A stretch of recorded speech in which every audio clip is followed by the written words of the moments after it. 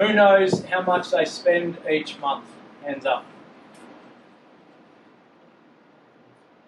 We're going to colour these. I don't want to colour these. I want a definite high in the air. I know every dollar that goes out.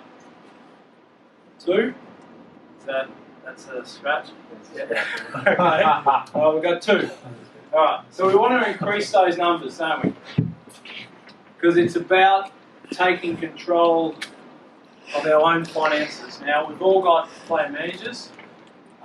If we didn't have a player manager and we were working a 9 to 5 and we weren't playing AFL footy, who would be looking after our finances? We would. Ourselves. Yep. Or in some cases, mum or dad. Now, usually what we understand about money is due to our growing up, who we're surrounded by, and the conversations we have at the dinner table. Now, for me growing up, we didn't have a lot of it financially, so probably as a result of that, it wasn't spoken about. It was almost like a dirty word. Who can resonate with that? We didn't speak about money at the dinner table. Anyone? No? Who had good conversations around money?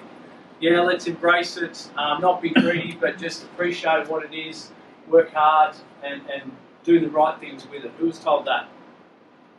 Yep. Who wasn't told anything?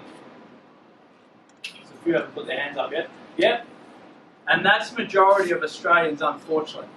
And this is why I get so passionate about doing this, because every time we get a group of people in the room, regardless of age, the same result happens. There's 10% that know what they spend, there's 10% that get told a good money story growing up, and the rest of us just have to fend for ourselves and try and get our way through life. By the time we get to 50, 55, 60, we're backpedaling saying, shit, I've got to make some good investment choices now, otherwise I'm going to work till I'm 80.